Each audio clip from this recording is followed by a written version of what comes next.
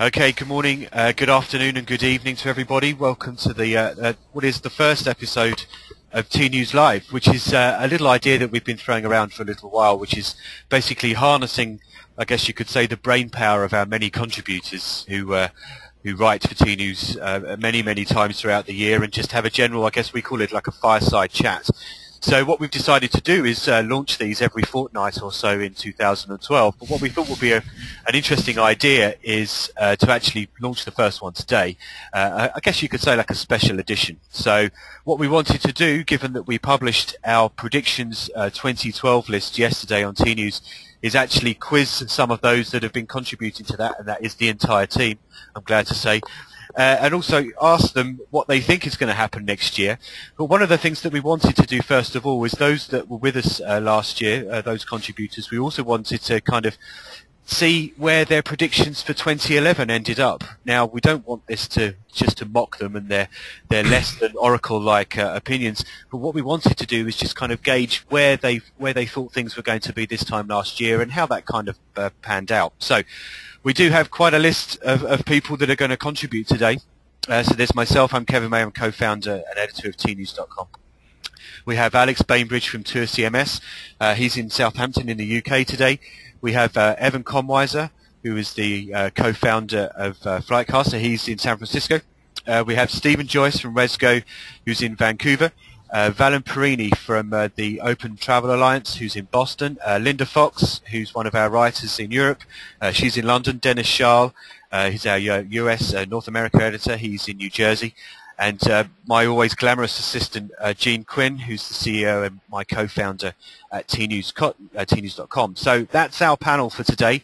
As always, we are recording the entire thing. So if any of you that have registered or have to dip out halfway through, we'll be running this on TNooz in the next 12 to 24 hours. What we'll also be doing, as we do for our webinars, those of you that have attended this, and I'm looking at the list here and seeing that many of you have attended our webinars before, is that we are going to interject the next 60 minutes with a series of polls just to kind of set the scene and gauge the opinions of the audience. So first of all, I think it's a good idea if we just do a test poll. So Jean, if you could launch that one, and this is a very simple one, just so we can get an idea where everybody is. So where are you located? Are you in Europe, Middle East and Africa? Are you in North America? Are you in Asia Pacific? Central and South America? Jean's put this one in, or in the North and South Pole. See, what you've done there, Jean, is that you've inadvertently managed to persuade everybody to click North and South Pole. So let's see how much of it you think. Indeed. So how many Father Christmases do we have here, everybody? So let's have the results up at that poll. I think everyone has started filing in. Okay, so we have 2% claiming to be from the North and South Pole. Thank you. I hope it's not too chilly. Unfortunately, none of you from Central and South America. Only 2% from Asia Pacific, which it's never surprises us really, because it's probably about 9 o'clock, 10 o'clock at night over there at the moment. Just over 2/3 of you are in North America, and 28% of you are in Europe. So thank you very much. So what we wanted to do first of all is go through some of those predictions that at least 6 of our panel were with us last year. They kindly submitted what they thought was going to happen in the 12 months just gone. So what we wanted to do is kind of visit some of those first of all. So Jean, I believe we've got we do have a poll. Sorry about the interference there, everybody. We do have a poll around 2011. So if we can just launch that one first of all, please, Jean. And the question is this. If I had $100,000 to invest, with hindsight in 2011, I would put it in a travel company in a volatile public market, a startup I know now can't miss, a large mobile provider because travel is a big sector there, or, last of all, in the back of my pocket, even banks and governments are screwed up. So, if you'd like to share the results in a moment there, Jean. Okay, this is very interesting. Okay, just while we're waiting for those to come in, there's a question that's come in on the question panel here. It says, what's the hashtag for the webinar? Hadn't actually thought of one, do apologise, but I suppose the easiest one to do is hashtag TnoozLIVE. So, Veronica, I hope that answers your question. So, the answer to this particular poll, if I had 100,000, where would I put it? Just 2% said a travel company in volatile public market. We really are getting some terrible interference here. I do apologise. 47% said a startup I know now can't miss. Just 9% said a large mobile provider because travel is a big sector there. And 42% of you said my pocket, because even banks and governments are screwed up. So I think that kind of tells us everything, really, doesn't it? So, right, so if we could go to the next slide, please, Jean. Now, dear Alex in the UK has the honour of going first. Alex, I just wondered if you could just talk about what you mentioned two things last year. You talked about the rise of the human in your predictions and also the rise of the supplier. I just wondered if you could explain very briefly what those were and how you think those played out. Yeah, what I was talking about then was that technologists are always trying to remove the human from everything we do. And so this whole web experience is becoming very kind of computer, data, no humans in it at all. So I was thinking at the time last year that what would have been over the last 12 months, that humans were going to, and the expertise of humans was going to become much more important than it had been up to then.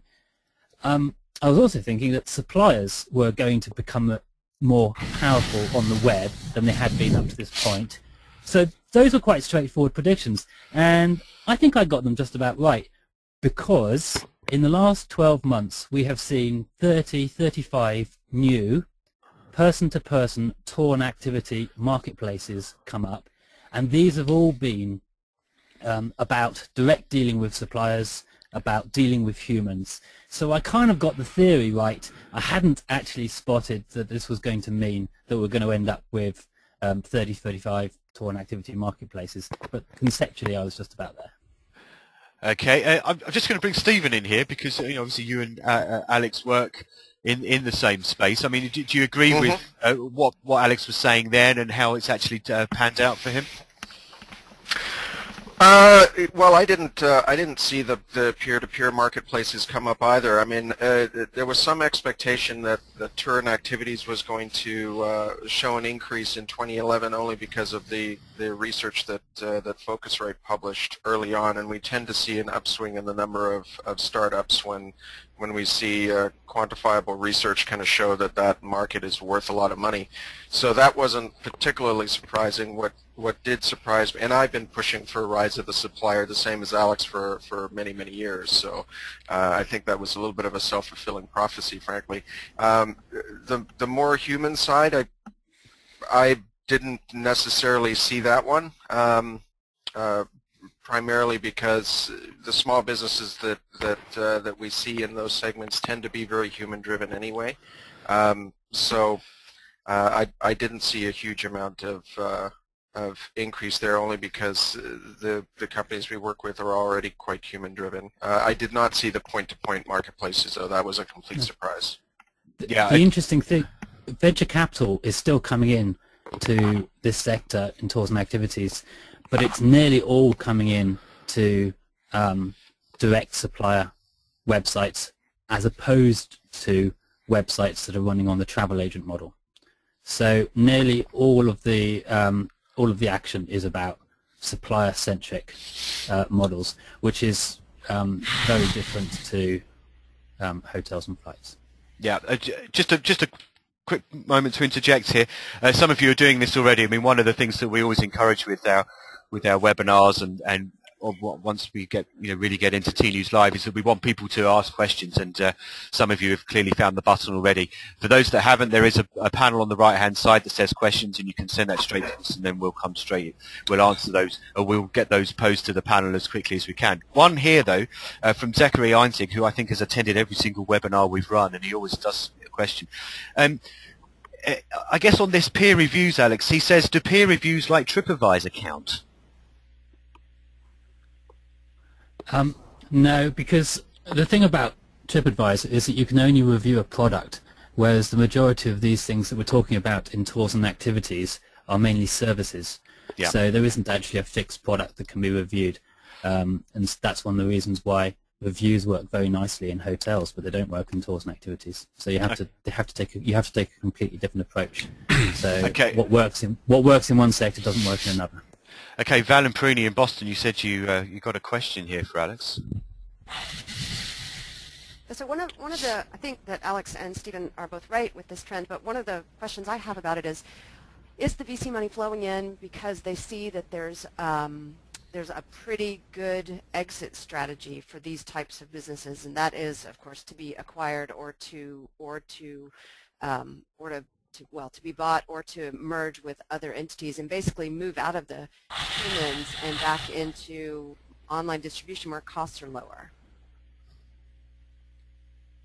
Yeah, I don't know if that's a question you want to answer, Alex, or should we? Well, I think VC money is coming into P2P because the tours and activities is a sector that hasn't got any dominant players except in urban city tours, and therefore with so much opportunity and potential remaining, the money is being kind of splattered all over the place. I don't think it's necessarily because someone has said this particular area is more attractive than another area. It's just that it's just a invest in everything approach.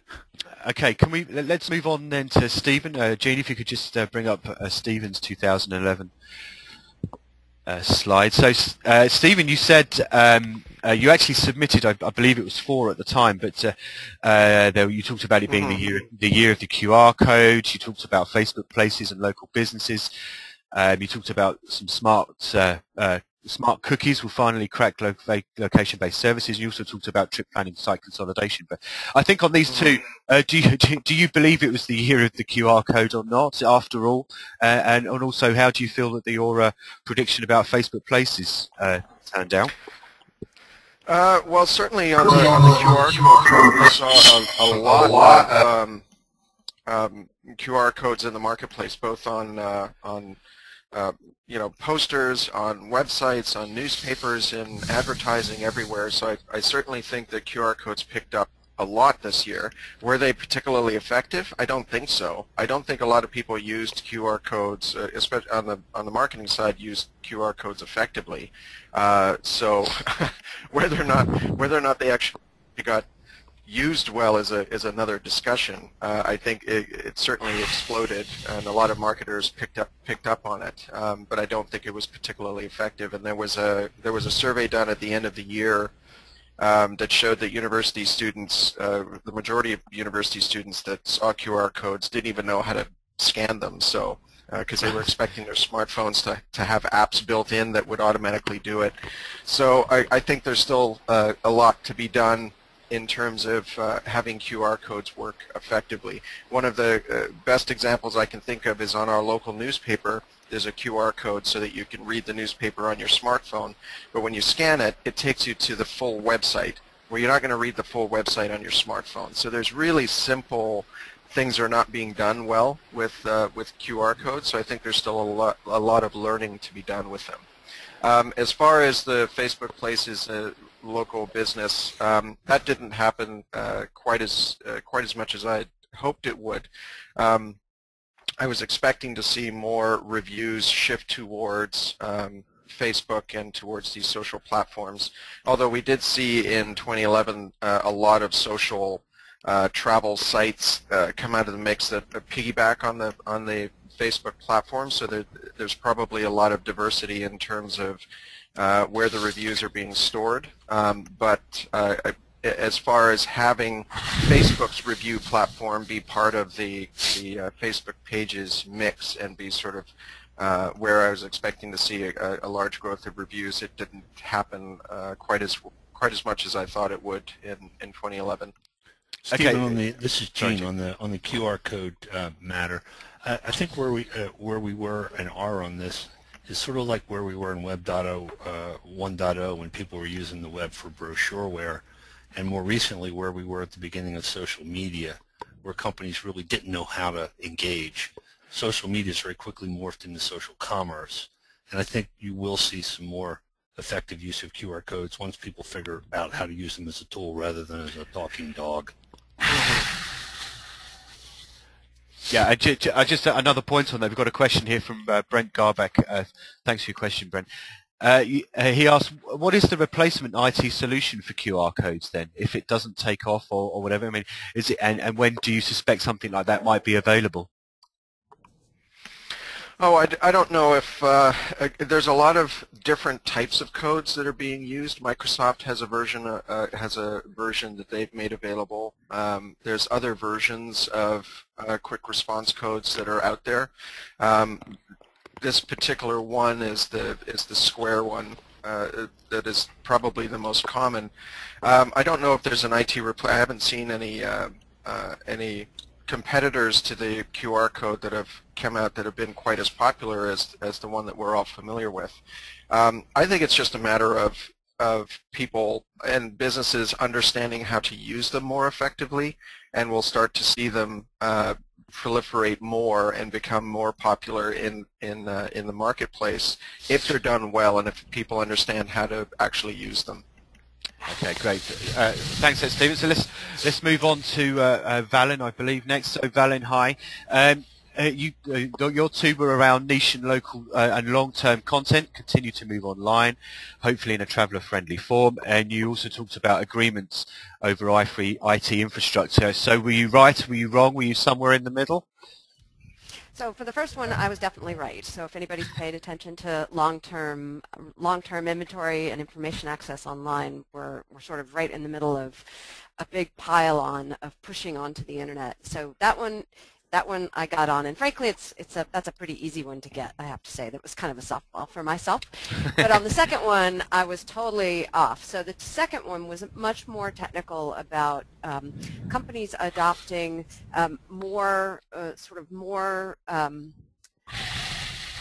companies adopting the idea of shared services and standard baselines and things like that. So more of a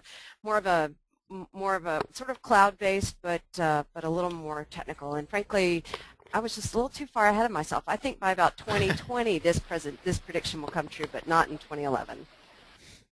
Okay, and your second one, which is this agreement over IT infrastructure? Yeah, that's the one where I'm totally off base, and it'll happen in 2020. 2020. Okay. I just wanted you to repeat that again. I mean, it's just, just going back to a point that was raised by Brent, and he's kindly said that he proposes the group may want to follow P&G's development of QR replacement. So one to watch for everybody there. So we're going to move on because we don't have that much time. So Gene, it's you. What did you say? And were you right, wrong, or somewhere in the middle? Well, I think this is a version of what Alex said, so I won't dawdle over it. I think it's clear that the airline industry and other suppliers are finally getting a grip on how to merchandise their products. They have a long way to go because effective intermediaries like travel agents, offline and online travel agencies were ahead of where suppliers were in how to package and merchandise their products. Traditionally, the suppliers have been really good at branding and have depended on others to merchandise themselves, but the web is a place for them to control more of their commerce. Tons of implications to that, but I think you're going to see more and more and more of it as individual companies get better at merchandising in this universe. On the Google ITA software deal going through, I thought it was more or less inevitable that when you define the world as a marketplace, the Google ITA deal had to go through. If you just define, the small group of people that are bitching about it in the United States, it would never go through. The real point of my prediction there, or my urging there in the industry, was to just get over it and compete and set yourself up to compete up the ladder to where Google and soon others like Apple may be, as opposed to just worrying about keeping your market position over top of people down the ladder. Okay. Thank you, Gene. And we're going to move on. You could change the slides. So right, Mr. Schaal. Now, your first one kind of ties in with what Gene said. I don't know if there's anything you want to add to that in particular, or whether your second one, which was Foursquare, will begin to lose a bit of luster for power users. Well, like Gene, I took the easy way out and predicted that the ITA deal would go through.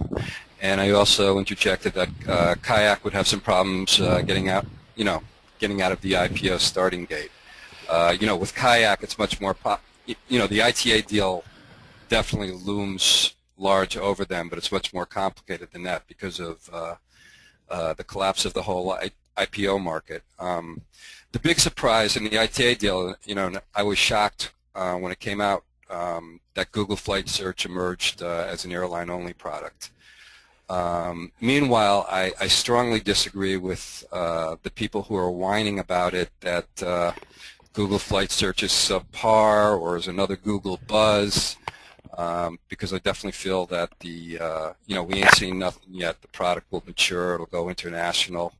And if you see the way that Google is now preferencing Google Flight Search so that you can hardly even see organic flight search results, it's crystal clear that this is going to have a significant impact on the market. How do you spell panda and escalating marketing costs? And for Kayak, All-American Muslim notwithstanding, 2012 should turn out to be an interesting year. And with the IPO stalled, I think the odds of a strategic sale are definitely rising. Just really briefly, on Foursquare, my prediction really wasn't on point. Foursquare is now up to 10 million users, 1,000% growth, and location-based services and travel are really just beginning. Continental and United just started airport check-ins and handing out miles through Top Guest. So we're going to see a lot more with that. Okay, thanks, Dennis. Actually, we do have another question here from Brent, Brent Garback again. Dennis, he says, would you be able to comment on Google's hotel search, Hotel Finder, I'm presuming? I mean, I guess when he means comment on, how do you have a sense on how that has performed over the last year? Well, that too is just in its. I'm sorry. Go ahead. That was you feedback. Yeah. I'm sorry. The floor is yours, Dennis. That's a little older than Google Flight Search, but that too is a very incomplete product and is just beginning. And I think that's going to have a significant impact too, because we've seen in the last couple of weeks that Google is testing it and placing its own ads for the Google Hotel thing above the other ads. So I think that's going to have a big market and big impact. Plus, one day when they tie both products together, that could be pretty powerful. Okay, thanks, Dennis. If you could advance the slides for me, please, Jean. Oh, goodness, it's me. Right, so in the rather unenviable and uncomfortable position of actually having to explain myself for a change, when it's usually me asking the questions. So I predicted that Apple finally plays its hand with iTravel. I got that one completely wrong. As we all know, because Apple hasn't done anything with iTravel. In fact, it's exactly 12 months since it filed its last patent, as we've been keeping a track on. But we are going to come to a lot of Apple stuff in our 2012 predictions. A few of you have actually said a fair bit about Apple, so I'm just going to move on very quickly and swiftly as fast as I can on that one. I also said Google wins in the US but finds life tougher in Europe. As we've discussed already, Google did win, I suppose you could say, in the US. And my concern around this being a European was that I suspected Google may come into some kind of problems, whether it's on the regulatory side, during 2011. That hasn't panned out exactly, but we are seeing some interesting things with regards to something that I write quite a lot about on TNews, which is it's called the GDS Code of Conduct, which for our non-Europeans is a framework which governs the activities of computer reservation systems. Now, there is a call by the GDSs and some of the other people that are involved or have to adhere to the Code of Conduct that organizations like Google should come into that framework, given that they are now such a powerful they will potentially become quite a powerful presence in travel search and distribution. So inevitably, with the wheels of the European Commission, which is launching this investigation into the Code of Conduct, it has now ground to an absolute halt and probably take another 2 or 3 years before we get a result. So I'm kind of there on point number 2, but not exactly. So put my hands up, and I failed miserably on point number 1. So so that was our 2011 predictions. I think we got quite a few of them right, apart from me. Now, what we've done the last 3 years at TNews is we always do these predictions Invariably, it's one of the highest traffic posts of the year, which is amazing given that it actually runs in the last week of the year. So it's an incredibly popular post that we always do, and as the editor of TNooz, I'm forever grateful for our contributors for getting involved. It's a fun exercise, quite a long exercise to edit it all together, but it's great. We published our 2012 predictions yesterday, so many of you will have had a chance to digest those. And we're now going to, those that are on the panel are now going to talk about their predictions for the coming year. What I want to do in this case, we've obviously got Evan and Linda can interject here because they've submitted predictions as well. So, and also I would like the panel to perhaps interject and maybe agree and disagree. But before we get into those, we do have another poll. So let's quickly fire up that poll, please, Jean. So we're asking, what will be the major disruption in travel in 2012? Please select one of these. So it's consolidation amongst the GDSs. That's a controversial one. Consolidation among the OTAs. Google further penetrating travel. Apple finally coming off the sidelines. And some other hard-to-predict phenomenon. So please, if you would like to submit your answers there, just get everybody to select one of those. I don't think this result is going to surprise many people, I must say. Yeah, Jean, if you want to throw up the results there, I reckon it's time. So exactly half of you said Google further penetrates into travel. 30% almost say some other hard-to-predict phenomenon. Next was just 1 in 10 of you saying Apple coming off the sidelines. That's not good for those of us who predicted that something's going to happen. And 9% are saying consolidation amongst the OTAs, and just 3% saying consolidation amongst the GDS. So thank you very much. Kev, this is Gene. I would love to see some of the audience turn that 29% into some specific questions about some of those possible disruptions. That might be an interesting thing to get the take on the panel. Yeah, okay. Yeah, as I said before, you can submit a question by using the buttons on the right-hand side, so please feel free to do that. So, 2012, Dennis, we have heard from you just a moment ago, but you have the glory of telling us a little bit about your 2012 predictions, briefly if you can. Okay. Yeah, we all know that Priceline, Expedia, Orbitz, they're all going after the global hotel business. And it's just a natural extension for them to get into the vacation rental market in a big way. TripAdvisor, which ironically got spun off today, is already doing this through a majority stake in FlipKey, and they have recent partnerships with Interhome in Switzerland, Top Rural in Spain, Stays in Australia, and pardon my French, Media Vacances in France. I think the OTAs are going to strike similar types of deals in 2012. They'll lean toward the professionally managed properties. They're much too conservative, some would say prudent, to go after the Airbnb type peer-to-peer market. And then quickly turning to ground transportation, I think we're going to see a lot of innovation from the likes of GroundLink, Limos.com, and Uber in the on-demand car services arena, which is estimated to be about $10 billion in the U.S. and Europe for the black car market alone. The technology is really cool. They'll have problems scaling up and making inroads into the corporate travel market. That'll be a challenge, but I think we're going to see a lot. Yeah, so just explain to us the rock, paper, scissors analogy. That was I predicted that there would be more buzz in innovation in ground transportation than in rail.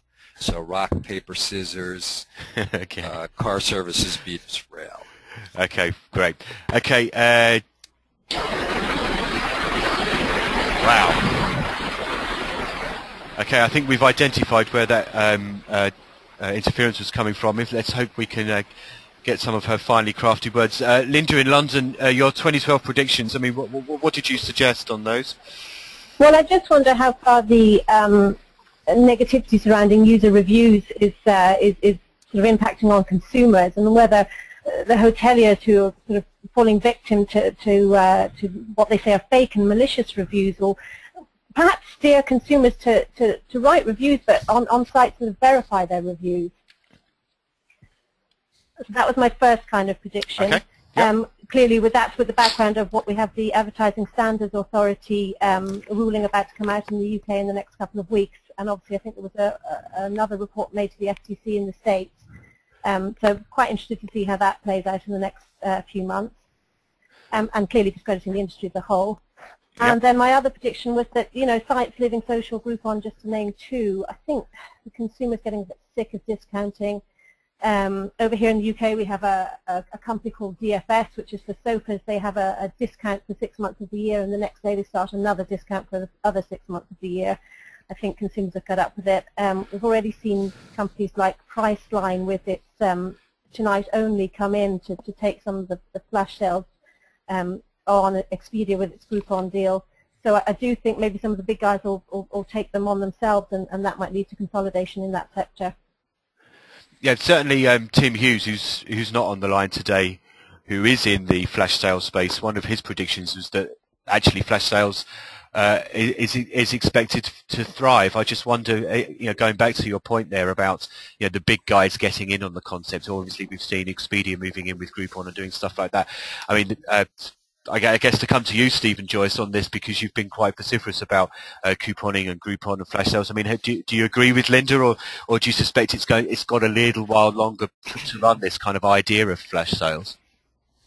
Well, I certainly hope Linda's right. I've never liked the flash sales, but I think that flash sales, like any sort of burgeoning new trendy marketing. I mean, there was a time when coupons were really cool, and you had to go to a coupon company in order to get your coupons printed and distributed to the doorsteps of all these homes. And now everybody does coupons, and they send them out themselves, or they make them available in store.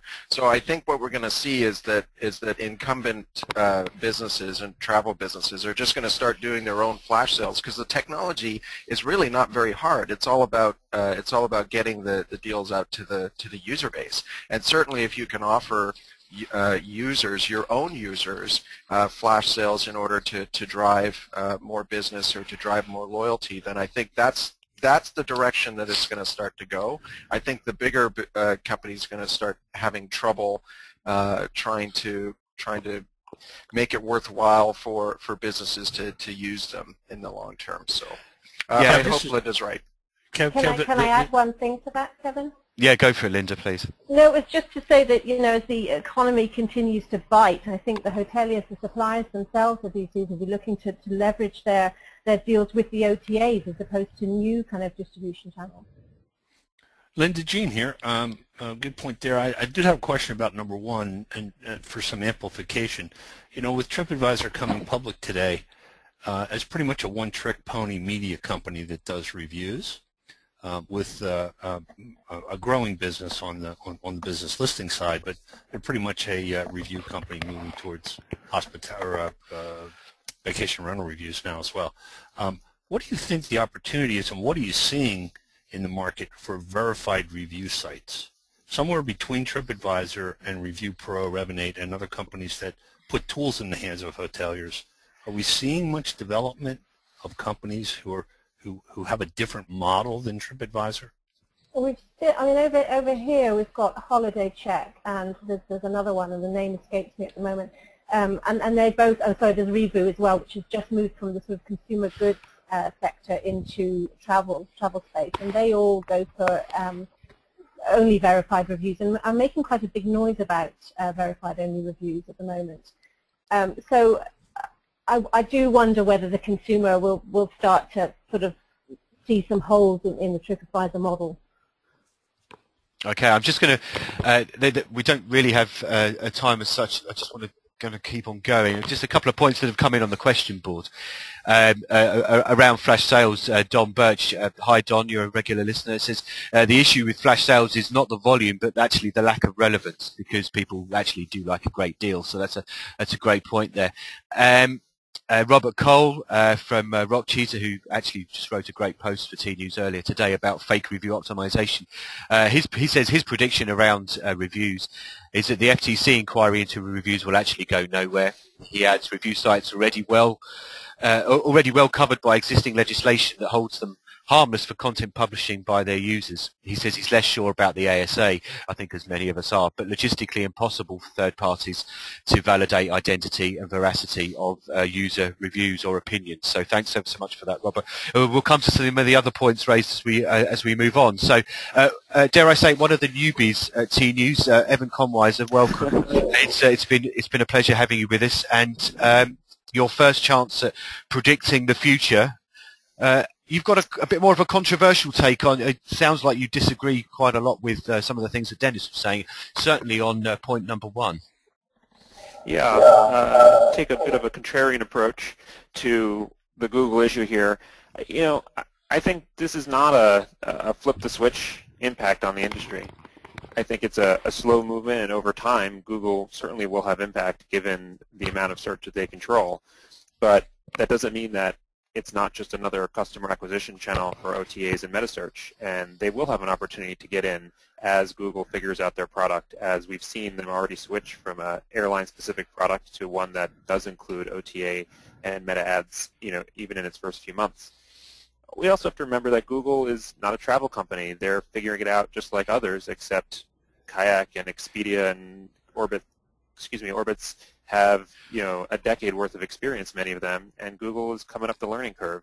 So while I do think that it's going to have an impact, you know, I checked this morning and the sun is still rising in the east, and I think that the landscape for the travel industry is going to be pretty steady, with only minor changes over the course of 2012 in the power dynamic as far as this goes. And one last thing I'll add is Direct Connect, you know, is important here, because if OTAs continue to resist Direct Connect, that is going to open the door for more direct channels such as Google to disrupt them. If we see more willingness to collaborate with the suppliers, that's going to allow OTAs and metasearch to maintain a presence because they'll have suppliers on their side. So that'll be interesting to see how that plays out. Okay, Evan, just on that one, before we get to your second one, this was a question that came in early, which was directed at Jean, but I guess it's something that you can talk to because you have just discussed it. This is from Sir Martin Ferguson of Glasgow. It's not Sir; he is from Glasgow. I know him very well. But he asks, he says, I wanted to ask when Jean was talking, but now you can answer. Didn't know how. Airlines slowly embracing GDS tech that allows them to sell ancillaries. Will this accelerate in 2012? And it kind of goes to your point of what you were discussing just then. I mean, do you see Direct Connect accelerating? I mean, as a bold prediction, where do you think American Airlines and its desire to, you know, put the whole industry on on a kind of a Direct Connect footing? Do you think that's going to happen, or do you think they're going to be slightly more preoccupied with their financial situation? AMR specifically, it's going to be fascinating to see whether the creditor committee there allows Direct Connect to be a pillar of the bankruptcy reorg or something that gets shunted aside. And I don't think anybody except those who sit on that committee can provide the answer to that now. However, you know, I think like all things, it's going to be a bit of a hybrid, and it's not trying to cop out here. I think some Direct Connects will rise. I think GDS will take a slightly more direct approach. There's no reason why GDS can't be part of the Direct Connect, which I know, you know, people say, well, then it's not direct. But I think the philosophy is GDS then doesn't hold inventory. They simply act as pipes, and that is a change dynamic in how the industry works. They'll extract less value and be more of a technology throughput rather than holding inventory.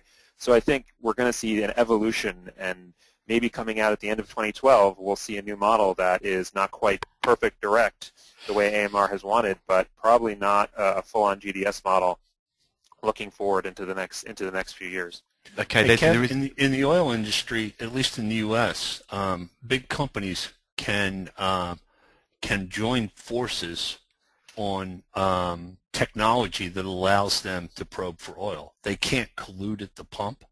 We saw this in the travel industry when Orbitz came together as an OTA and was able to get into the marketplace with its birth, with its spawning out of the airline industry. I think what you may be seeing over time is less of the GDS stranglehold on the technology and distribution platform, which has migrated from being a technology solution to being, at least in the minds of many of the airlines, a gatekeeper function for how they get through to their customers, to some similar type of collaborations in the industry among airline-controlled entities or partnerships of themselves, because difficulty aside, it's in their best interest to come up with technical solutions that are less costly than the ones that they perceive are out there now. So you could see some legal collusion among airlines to create technical solutions to their own ancillary problems. And I hope that goes a little way to answering the question that the gentleman asked earlier. Mm-hmm. One other thing to add, just because Apple came up earlier, and I think there's a parallel here. Apple, I think, if it decided to enter travel, would create, in many ways, a way more profound impact in a much faster period of time, given how many handsets and iPads they're on, especially in the U.S. So I don't think any company can say, I'm going to count on it and prepare for it, because you can't really prepare for it. But I do think Apple has a bigger potential for a bigger impact, and that'll be interesting to see. Siri was going around signing deals with travel companies before they got bought.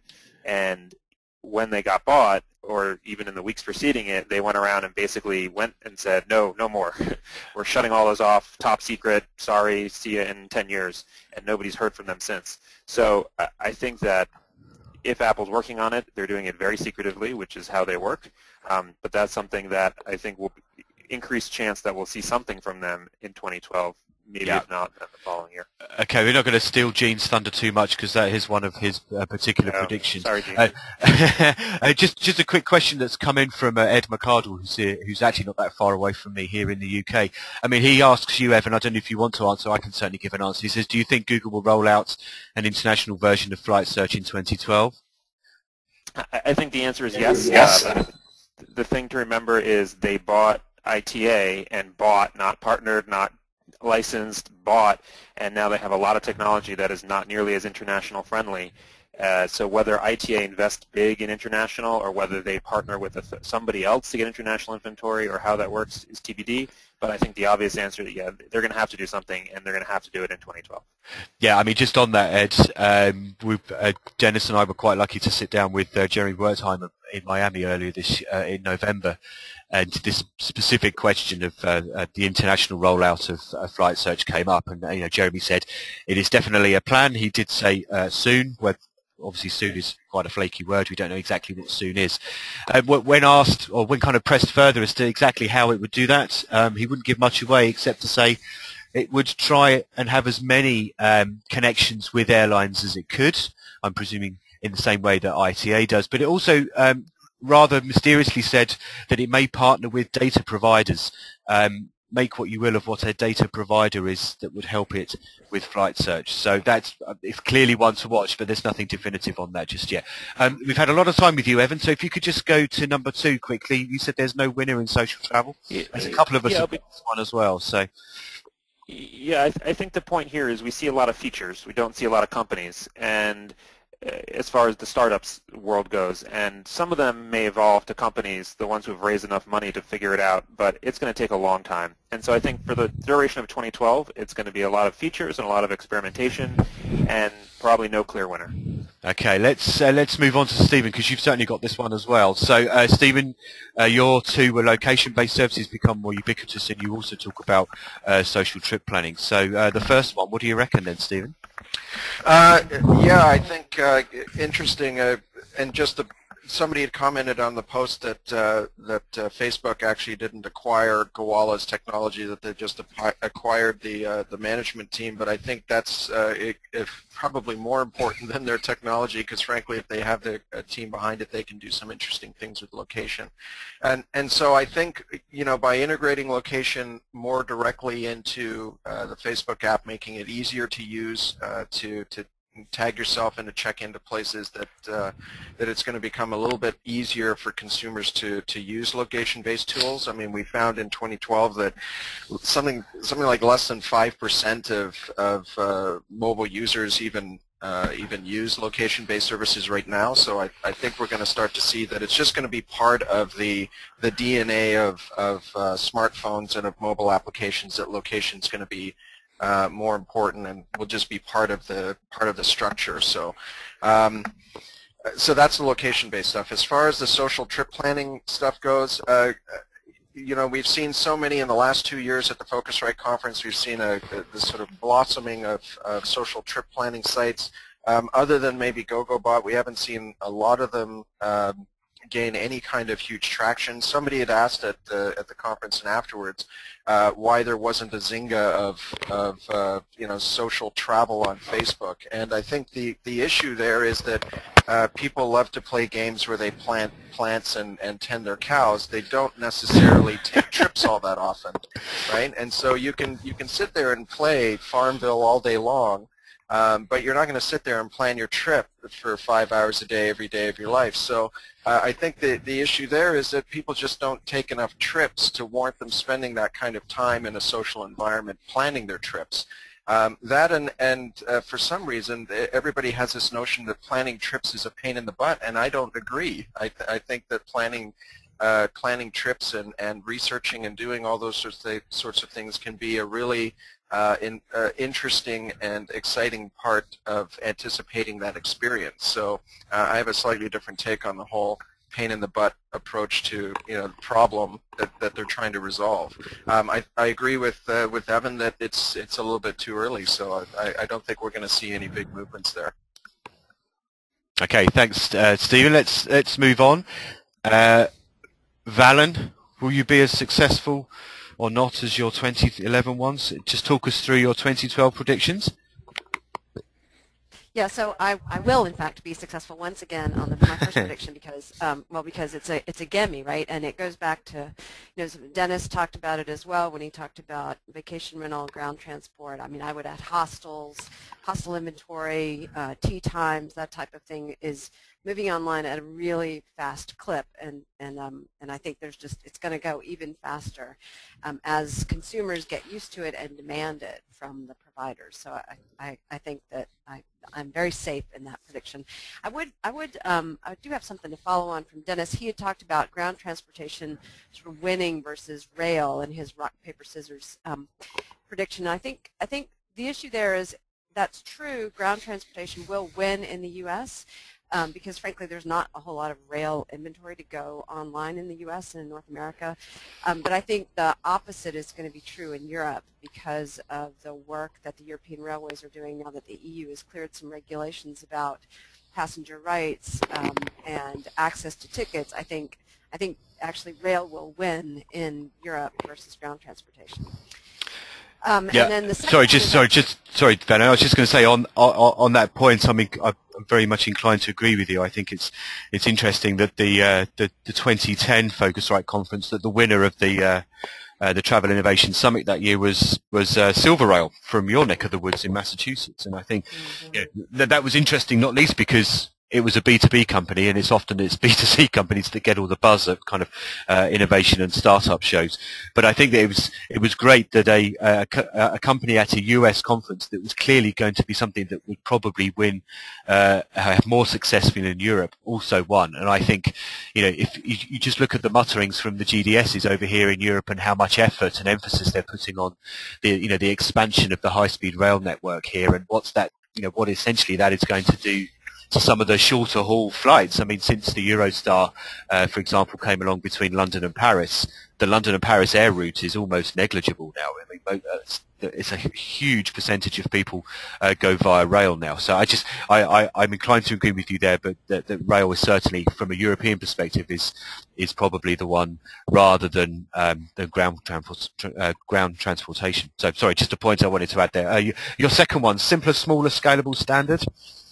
Yeah, so this follows on from the various API posts that have been in Tnooz recently, written by Alex Kramer and Alex Bainbridge and Stephen Joyce and lots of other people about the proliferation of APIs in the travel industry. And Stephen pointed out in his post rightly that they need to be simpler and smaller. Alex Kramer is always on about scalable.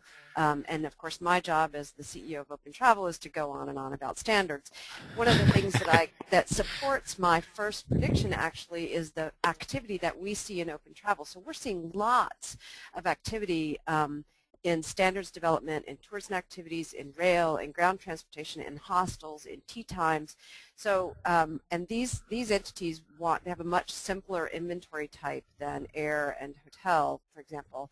And so for them, large, robust, sort of monolithic schema structures just don't work for them. And so we're seeing more and more demand from these long tail segments to provide better APIs, and a lot of the startups are embracing, of course, because they don't have the time or the money to spend in building big honking APIs, are also building quite small ones that are very discrete and very easy to implement. So those are my predictions, and that's why they're there. Okay.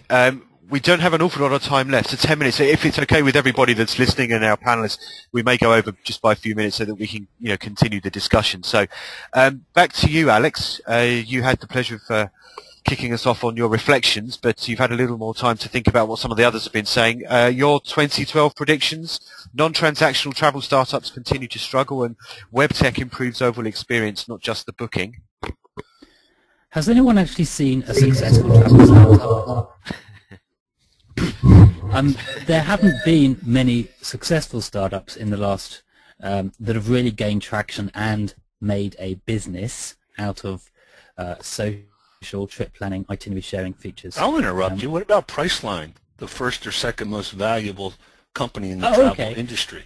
Well, let's go. Yeah, if you want to go back 10 years, with short fine. Memories, if those with short memories, they were a startup. So was Expedia. So was TripAdvisor. I would argue they're very successful startup companies. Yeah, they are successful. But I'm now talking about what's happened over the last few years in terms of things that have come out. Those are all product booking platforms, and they are fantastic in what they've done, and they've built these big entities. That's fine. That's great. All credit to them. But all the companies that have been forming in the last few years, and Tnooz has been covering them on T-Labs, how many of them have the opportunity to get large and get traction? So my sort of thing for 2012 is that I want to see more of these companies firstly creating a business, and that should probably be around transactions, and then spending 20% of their time on something slightly risky, like social, like trip planning, like itinerary sharing, where the opportunity for making money is less obvious to spot. So they have a stable platform, a stable business, and then they take the risk on all of these, as Evan calls them quite rightly, features, rather than the approach that seems to be prevalent at the moment, which is to go funded and create a social trip planning, itinerary sharing website, service, mobile app, whatever it happens to be, spending 100% of your time building that, and then not having a business model. So I really do think that 2012 will be the year that hopefully people have a bit of a reality check on that. Just to interject there, Alex, inevitably your comment there about travel startups did send the question board into a flurry of activity. One person, Zachary, here says Hitmonk is on its way, perhaps. I'm glad you put the word perhaps at the end there. Ed McCardle says TripIt. Robert Cole also says TripIt is a successful startup. He says it had a solid exit through an acquisition. Zachary also points to Gate Guru. So okay, so Hitmonk. I love Hitmonk. I love user interfaces that are easy to use and solve a problem. But there's only so much a user interface can fix. At some point, they're going to have to go deep into the industry to get the correct data to fix the consumer problems that appear on the surface. Now they're just a surface player, so there's nothing they can fix. So where Hitmonk will go over the next few years, they'll be fine, get a lot of press now, but in the end, they won't be able to fix much in the industry. Okay, let's go on to number 2. Actually, okay, we're running out of time. Web tech improves. Look, okay, I do like Hitmonk, and they're actually on my prediction number 2, which is that that we should. I mean, traveling is hard sometimes. And why is it that websites and web services are so focused on the booking experience, the product, the review, all this kind of digital end of the business? Why can't we try and fix and help travelers with things like immunizations, with things like visas, all the bureaucracy that's required to travel to some of these more out of the way countries. So I'm hoping that over 2012 there will be more companies who are, I'm hoping and predicting that there'll be more companies who will take the bigger picture as to the burdens that a consumer or a traveler faces when they travel, rather than just focusing on product and the booking experience. Okay, it's a question here. It's to the panel, so whoever jumps in first before we move on to Eugene. Richard Carrick, if this is the same Richard Carrick ex-Ho Seasons, good afternoon, Richard. Thank you for joining us. You ask us, I'm seeing very many more travel companies focusing on site conversion than ever before. Does the panel have a particular view on this? He says that Alex has kind of been talking a little bit around this, but are we seeing more companies focusing more on site conversion than they ever were before at all? Can you define site conversion? I suspect it's look or click-to-book ratios. Would you prefer to have a 5% conversion of 100 visitors or 2.5% conversion of 1,000 visitors? Well, conversion numbers are completely pointless unless you start looking at the traffic source. Because it depends on what my multiple products and revenue streams from those products look like in an easy, low-cost development environment like web-based platforms. Okay, maybe Richard would like to chime back in afterwards. We're going to move on because we're running out of time. Gene, the floor is now yours with your two predictions. Here comes Apple, you said, and you also talked about and the point I wanted to make wasn't just a timing point, because Kevin, if I were in your shoes, I wish I'd made that prediction last year, because I do think they're biding their time. Apple's looking at geolocations in their iPhone business. Who knows what they're going to do with them? Who's going to sue them in court once they decide what to do with them? Who's going to own that data? What are the security issues? All valid questions. In the music business, they're looking at patterns on how people buy. I think they're going to school on long-term revenue models that are good businesses. And there is no better good business than travel. It's one of the largest considered purchases human beings make. 4 and 5 digits in a lifetime. 5 and 6 digits if you are upper middle class or more in earning. There's a lot of money to be made. And there's nobody better out there from a technology point of view that knits the device to the service to the experience. So when they get in, it's going to be interesting. I'm not an Apple fanboy. I'm a Google fanboy as well. I think I love travel, and I'd love to see what these guys are going to do with it. And when they do, I think they're going to treat it the same way they treated the smartphone zeitgeist and the music conversion from digital storage medium to flash memory. The second point, unless you want to challenge me on that, that's fine. I'm happy to talk about it all day. The second point, the new opportunities in mobile aren't just that my phone can let me find out what a price is, or let me know whether there's a seat left, or when I'm in destination, let me make a reservation at a hotel or a restaurant 1 or 2 days into my trip, as opposed to having it all planned out on an itinerary before I go. The real power here is in all of the interesting services. Think music collections. Think speed dial lists in the previous metaphor that I was talking about at Apple, in how you use your smartphone and how you use your music player, whether it's an iPod or whatever. In travel, clever lists of where not to go because it's great coffee and not crowded. Where not to go because there's no protest scheduled for noon. These interesting services are what social media and social commerce are all about, and we haven't begun to see them yet. They may be features instead of businesses today, but think of the games industry and how it has exploded on mobile devices. The opportunities in mobile for companies to aggregate really good services and really good aspirational and experiential stuff in travel makes it possible for them to do albums, if you will, on a music metaphor, in ways to travel. And it's not just going to be Apple. It's going to be a lot of companies are going to figure that out. And we're looking to get some very early things in social media and social commerce that all roll up in mobile's going to matter big time. Okay, but Gene, isn't that what Google's schema is? I do. I just don't believe that side of Google has ever created a product that most people want to follow. I think they're a utility that makes great stuff. Yeah, I think in flight search and hotel search, that's a different critter because they're going to get in there deeply. But on collections of services, that's not what they do. And that requires skillful human beings thinking of cool things to do for the crowd. Okay, there's just one important point, which is coming by way of, I guess, a remark from Robert Cole before we move on to your second point. I mean, he says an important note on Apple is that they don't do many things with less than 30% margins, and i.e. that could then be very disruptive for the travel industry if they do eventually get involved. So an interesting observation there. Gene, quickly on your second point then, please. Yes. Well, the new opportunities in mobile is what I was referring to at the tail end of those comments. Yeah. There are going to be businesses like Rovio and Zynga are to gaming in the travel industry. We don't know whether they're going to be the T-Labs companies we've written about or the rest in peace the travel planning services with my friends' businesses that some folks either don't get or don't like right now.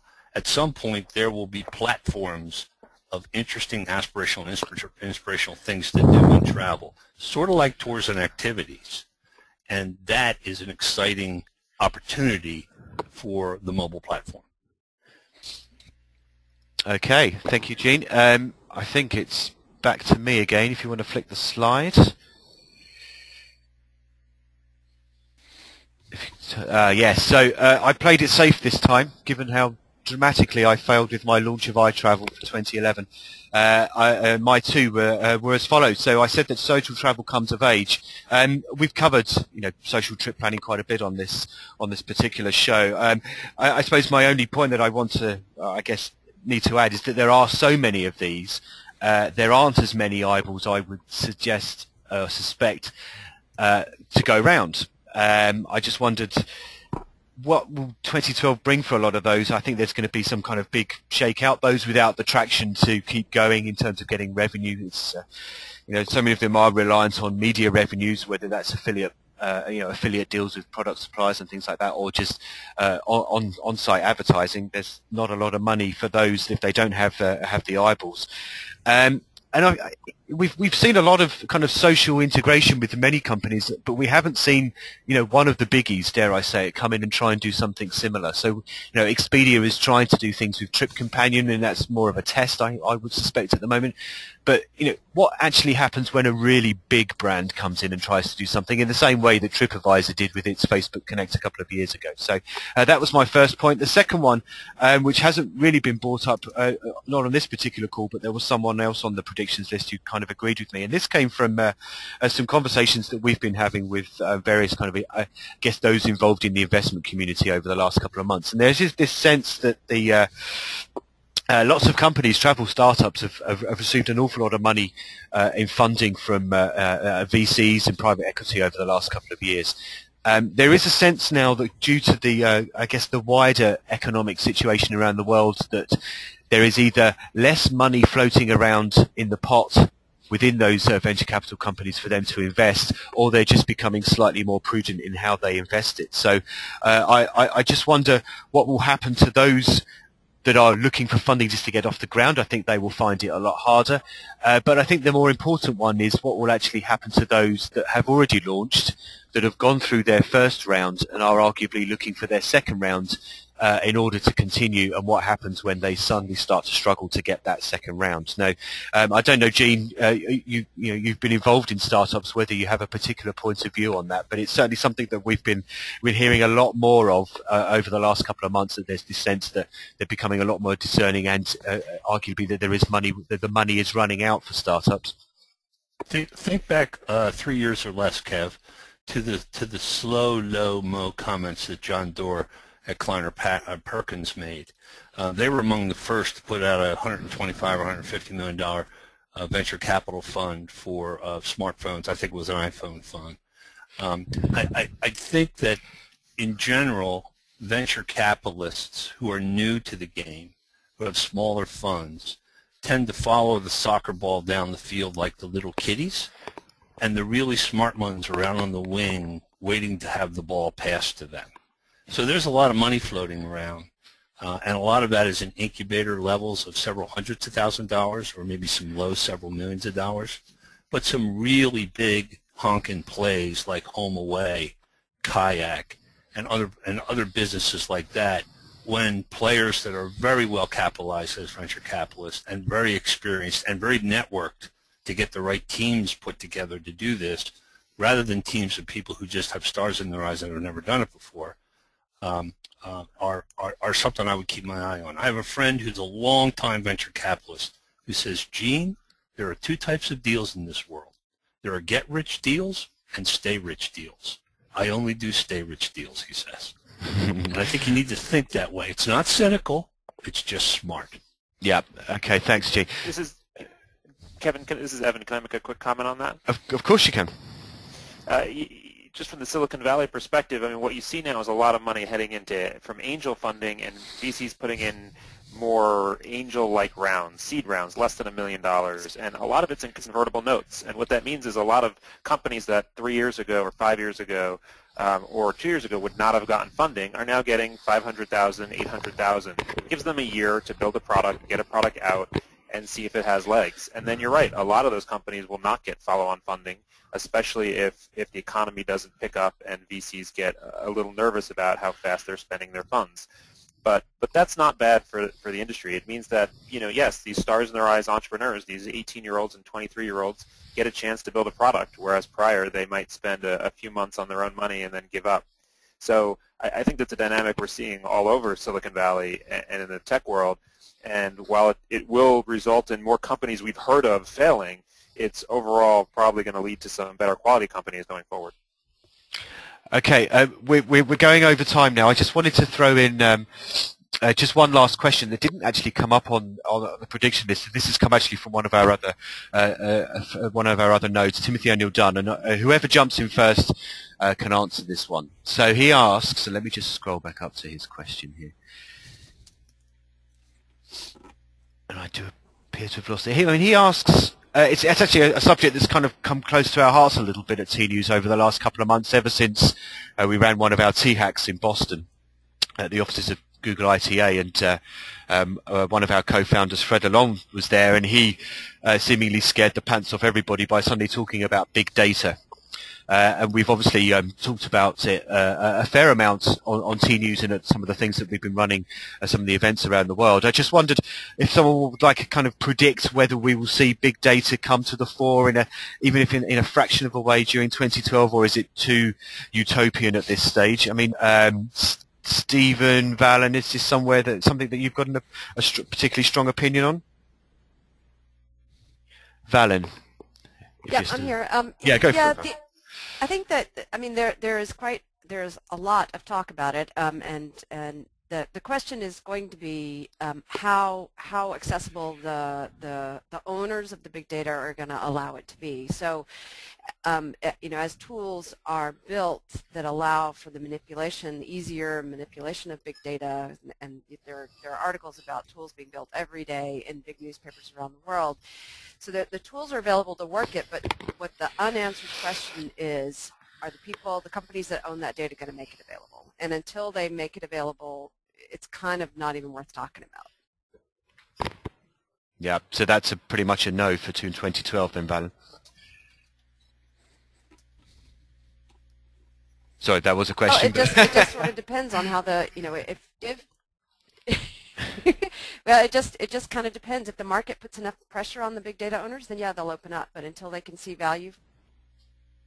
Yeah. I think I'm inclined to agree with you, actually. And maybe we'll get some big data predictions for 2013. So, I guess it's just for me to say thank you very much. We have gone over by about 5 or 10 minutes. So thanks ever so much. So many of you stuck with us, which is great. So appreciate your time. I'm going to thank everyone individually here who's taken part. So Dennis, Linda, Alex, Evan, Stephen, Valyn, and Gene, thank you very much for participating. Obviously, thank you very much for your predictions for 2012. We'll certainly be getting together this time next year to work out whether you're peering into the crystal ball actually paid off again, or whether you were hopelessly wrong, like at least one of mine was. So I'm more than happy to put my hands up. So, like I said, TnoozLIVE is something that we're launching next year. Every couple of weeks, we're going to get a panel together. We would more than happy for people to take part, send in their questions, ideas for discussion points. We'll be getting guest people to come along and take part. It will probably be 45 minutes, 60 minutes. If anyone wants to contribute, send us ideas. Like I said, please feel free to do so. The entire recording of this will be up on tnooz.com in the next, like I said, 12 to 24 hours.